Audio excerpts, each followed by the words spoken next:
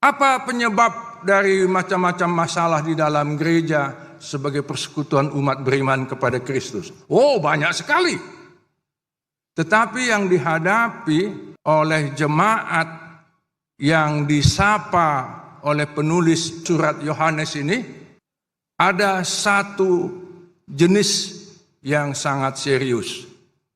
Kalau kita baca kitab Wahyu Yohanes, masalah yang mereka hadapi terutama adalah penindasan yang di dalam Wahyu Yohanes digambarkan sebagai ular naga. Tapi yang dihadapi oleh jemaat yang disapa oleh surat 1 Yohanes ini adalah masuknya atau menyusupnya sejumlah ajaran yang justru menimbulkan perselisihan bahkan perpecahan. Ada macam-macam ajaran yang dari luar mula-mula masuk tapi kemudian secara perlahan dianut dan dipercayai oleh sejumlah warga jemaat itu. Di pasal 2 dan pasal 4 kita menemukan satu istilah di situ, yaitu anti-Kristus.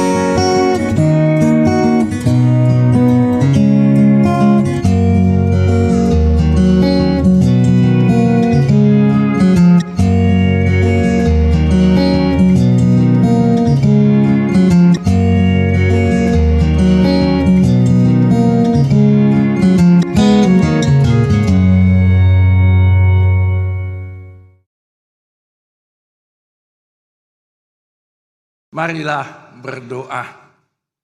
Ya Allah, ya Tuhan kami, Allah Tritunggal di dalam persekutuan Bapa, Anak, dan Roh Kudus.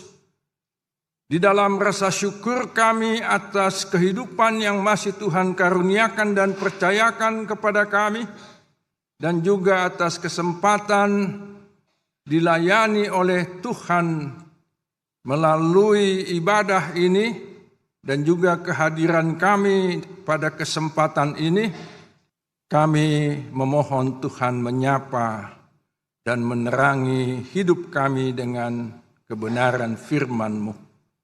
Berfirmanlah ya Tuhan, kami jemaat-Mu GKPI Menteng ini mendengar dengan sukacita, walaupun juga kami menghadapi macam-macam pergumulan dan duka cita, karena kasih-Mu di dalam Tuhan Yesus Kristus, Sang Firman hidup. Amin. Ibu Bapa dan saudara-saudara sekalian, para kekasih Tuhan, pemberitaan firman bagi kita pada hari Minggu 7 April 2024, Minggu Quasi-Modogeniti, seperti bayi yang baru lahir, didasarkan pada pembacaan Alkitab yang tertulis di dalam surat Yohanes yang pertama, pasal 1 ayat 1 hingga pasal 2 ayat 2 di bawah judul Kesaksian Rasul tentang Firman Hidup dan Allah adalah terang serta Kristus pengantara kita. Saya akan membacakannya bagi kita sekalian. Apa yang ada sejak semula, yang telah kami dengar, yang telah kami lihat dengan mata kami, yang telah kami saksikan, dan yang kami raba dengan tangan kami tentang firman hidup, itulah yang kami tuliskan. Hidup itu telah dinyatakan dan kami telah melihatnya. Sekarang kami bersaksi dan memberitakan kepada kamu tentang hidup kekal yang ada bersama Bapa dan telah dinyatakan kepada kami. Apa yang telah kami lihat dan kami dengar itu, kami beritakan kepada kamu juga, supaya kamu pun mempunyai persekutuan dengan kami. Persekutuan kami adalah persekutuan dengan Bapa dan dengan anaknya Yesus Kristus. Semuanya ini kami tuliskan kepada kamu supaya sempurnalah sukacita kita. Inilah berita yang telah kami dengar dari Dia dan kami sampaikan kepada kamu. Allah adalah terang, dan di dalam Dia sama sekali tidak ada kegelapan. Jika kita katakan bahwa kita mempunyai persekutuan dengan Dia, tetapi kita hidup di dalam kegelapan, kita berdusta dan tidak melakukan kebenaran. Jika kita hidup di dalam terang, sama seperti Dia ada di dalam terang, kita mempunyai persekutuan seorang dengan yang lain, dan darah Yesus anaknya itu menyucikan kita dari segala dosa. Jika kita berkata bahwa kita tidak berdosa, kita menipu diri kita sendiri dan kebenaran tidak ada di dalam kita. Jika kita mengaku dosa kita, Ia setia dan adil sehingga Ia akan mengampuni segala dosa kita dan menyucikan kita dari segala kejahatan. Jika kita berkata bahwa kita tidak pernah berbuat dosa, kita membuat Dia menjadi pendusta dan firman-Nya tidak ada di dalam kita. Anak-anakku, hal-hal ini kutuliskan kepada kamu supaya kamu jangan berbuat dosa. Namun jika seseorang berbuat dosa, kita mempunyai seorang pengantara kepada Bapa, yaitu Yesus Kristus yang adil. Dialah pendamaian untuk segala dosa kita, dan bukan untuk dosa kita saja, tetapi juga untuk dosa seluruh dunia. Demikian pembacaan Alkitab. Ibu bapa dan saudara-saudara sekalian, termasuk yang di ruang virtual, di rumah, dimanapun Anda berada, persekutuan, koinonia, inilah salah satu kata kunci di dalam nas ini yang muncul paling kurang 5 kali. Apa artinya persekutuan? Apa artinya bersekutu? Dalam bahasa Batak ada istilah masihutuan. Ada juga yang dekat dengan itu parsihutuan.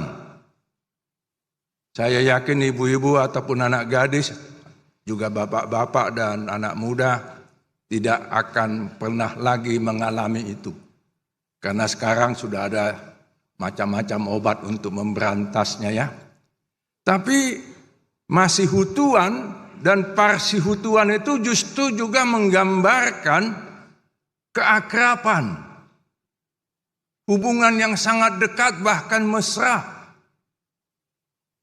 Apakah itu arti persekutuan? Apakah persekutuan akar katanya adalah hutu atau kutu? Bukan.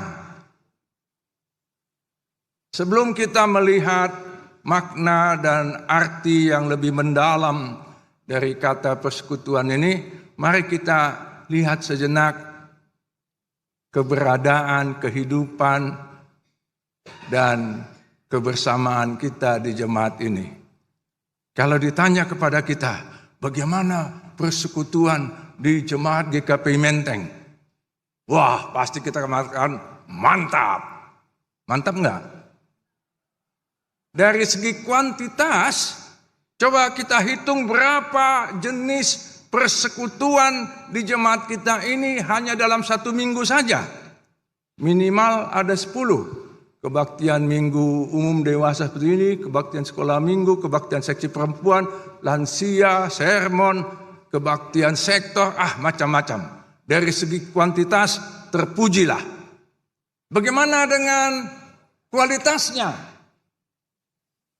Ini kualitasnya lebih berat sedikit untuk memberi penilaian terhadap itu ya. Tapi saya yakin kita juga akan mengatakan mantap, mesra, erat, hangat, apalagi yang kita bisa katakan tentang itu. Kalaupun ada sedikit senggol-senggolan atau sikut-sikutan atau cubit-cubitan, biasalah itu ya. Termasuk di lingkungan paduan suara Sola Gracia yang tadi menggambarkan alangkah indah persekutuan atau persaudaraan. Nyanyian kalian itu kan bukti nyata dan ungkapan nyata dari realitas yang kalian jalani juga kan? Itu bukan hanya nyanyian yang omong kosong itu. Dan itu juga menggambarkan keadaan jemaat kita ini. Walaupun ada sedikit slack atau senggol-senggolan, tapi saya yakin tidak ada di sini permusuhan, kebencian, perseteruan. Orang Batak bilang dauma nasotama, nggak akan terjadi itu. Itulah memang harapan kita, bahkan juga mungkin kesaksian kita.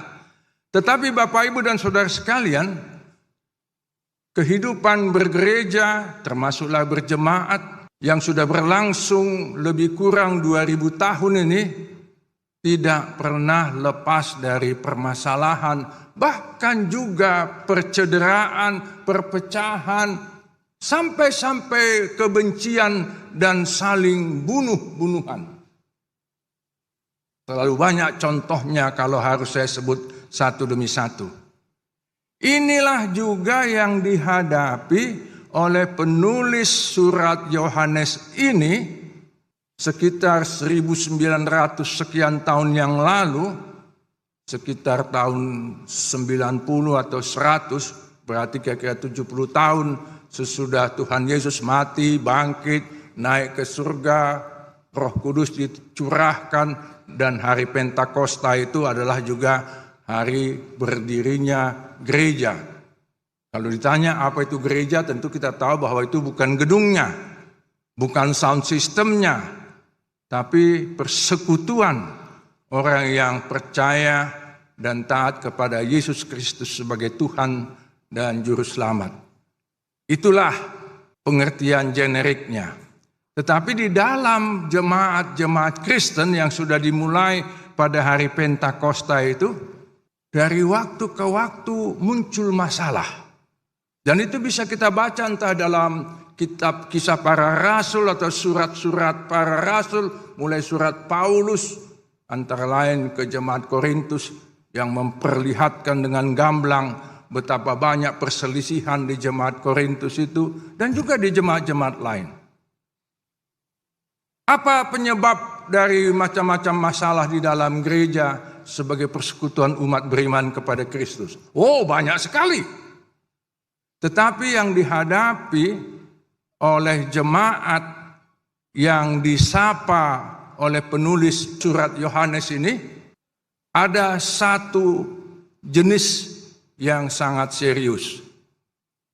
Tidak dijelaskan siapa persisnya Yohanes, penulis surat Yohanes ini, sebab ada banyak orang bernama Yohanes. Yohanes Pembaptis pasti tidak dia yang menulis, sebab dia sudah meninggal sebelum Tuhan Yesus mati dan bangkit. Penulis Injil Yohanes, ada yang mengatakan demikian. Penulis Wahyu kepada Yohanes, ada juga yang mengatakan demikian. Tapi ada yang mengatakan bukan, berbeda dari penulis Injil Yohanes dan penulis Wahyu Yohanes. Kita tidak perlu terlalu dipusingkan dengan siapa penulisnya. Yang jelas dia menyebut diri sebagai Yohanes. Dan juga tidak dijelaskan jemaat mana persisnya yang menjadi alamat surat ini. Kalau Wahyu kepada Yohanes, kita lihat di pasal 2 dan seterusnya ada sejumlah jemaat yang menjadi alamat penyampaian wahyu itu. Ada Efesus, Smyrna, Pergamus, Tiatira dan sebagainya. Tapi surat Yohanes yang pertama, bahkan juga yang kedua dan ketiga, tidak jelas kepada jemaat mana. Dan masalah yang dihadapi oleh jemaat-jemaat yang disebut namanya di kitab Wahyu Yohanes, yang tadi sudah saya sebut itu, berbeda dengan jemaat yang disapa oleh surat Yohanes yang pertama ini. Kalau kita baca kitab Wahyu Yohanes, masalah yang mereka hadapi terutama adalah penindasan, terutama dari kekaisaran Romawi yang di dalam Wahyu Yohanes digambarkan sebagai ular naga.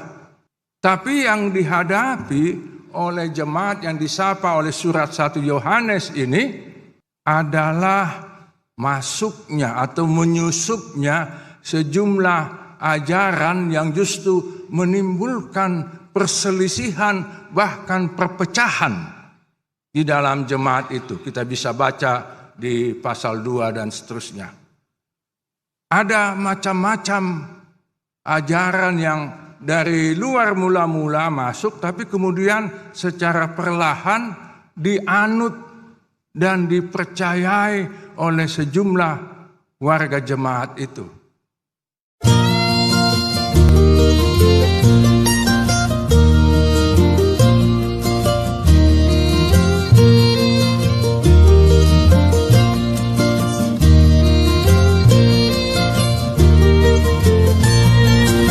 S. Aritonang Official, Inspiration, Education, Collaboration.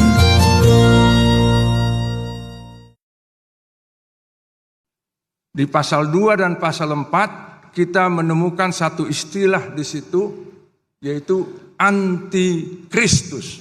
Berarti yang menolak Kristus.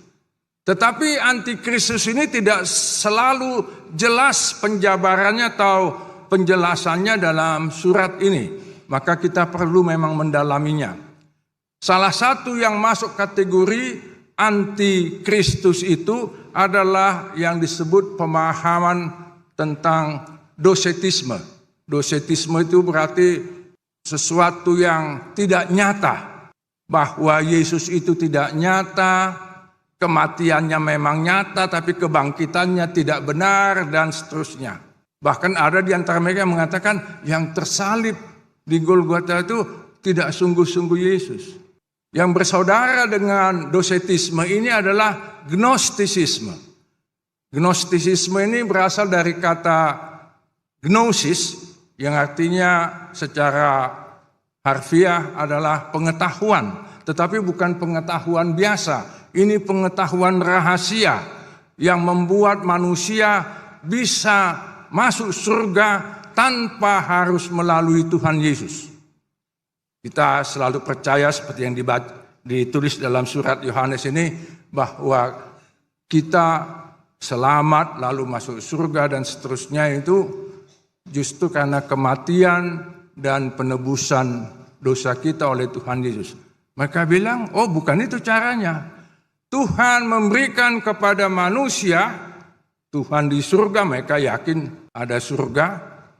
Tetapi nanti manusia yang diciptakan di bumi ini akan diberi logos spermatikos, itu benih-benih keilahian yang harus dibebaskan dari tubuhnya, sebab tubuh manusia ini jahat, penuh dosa.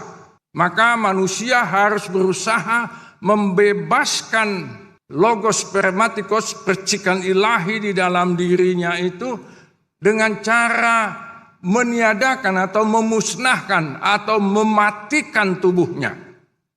Dan caranya bisa macam-macam. Ada yang sampai tidak makan, tidak minum secara cukup, lalu perlahan-lahan matilah kan. Tapi ada yang sebaliknya. Seperti banyak juga kita jumpai di Indonesia ini. Makan sebanyak-banyaknya, seenak-enaknya, minum semabuk-mabuknya dan seterusnya. Lalu mati. Masuk surga. Ternyata banyak juga yang menganut paham seperti itu.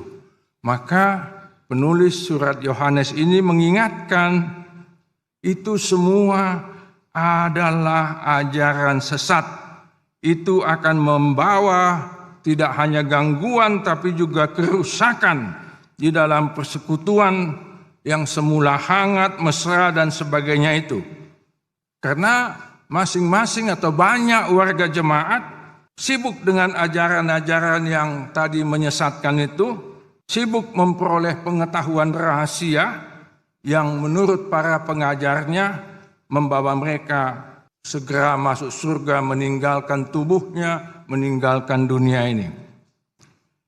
Yohanes, penulis surat ini, mengingatkan bahaya ajaran-ajaran palsu itu.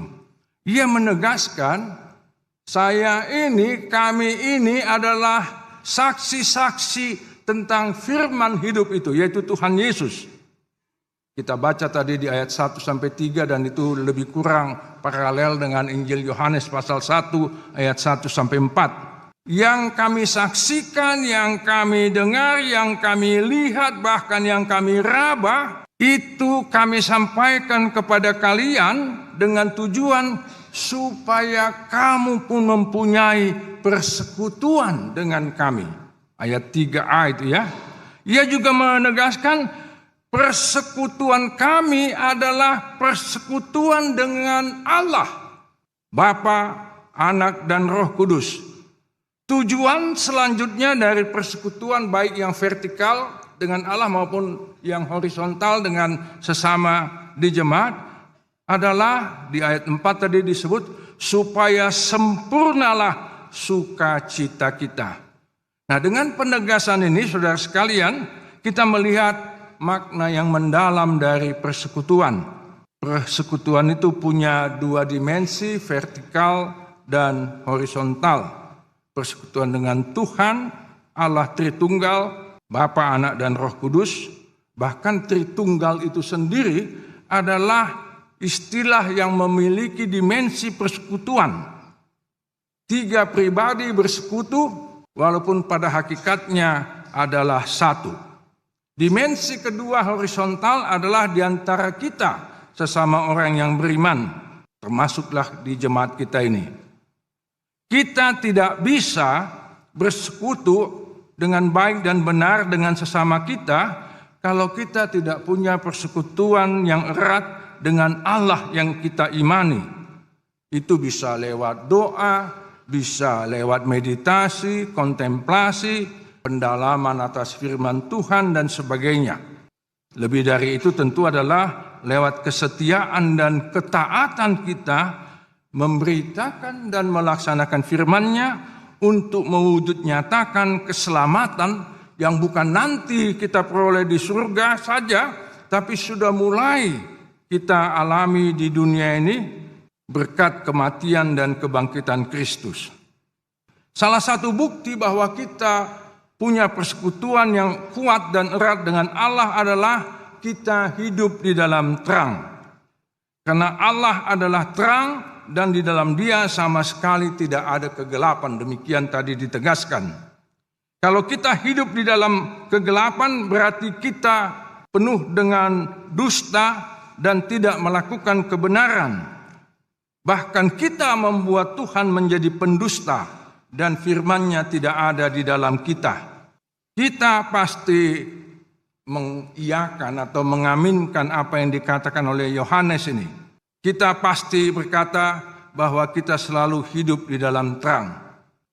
Bahkan kita mungkin akan mengatakan semua orang yang beriman kepada Kristus di dunia ini, termasuk di negeri Indonesia yang ajaib ini, termasuk orang Kristen, hidup di dalam terang.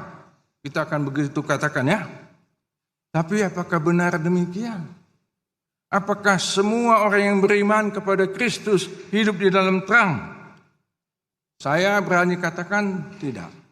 Dan tidak usah saya sebut contohnya, apa-apa yang terjadi dalam beberapa waktu belakangan ini, tahu kita semua apa itu.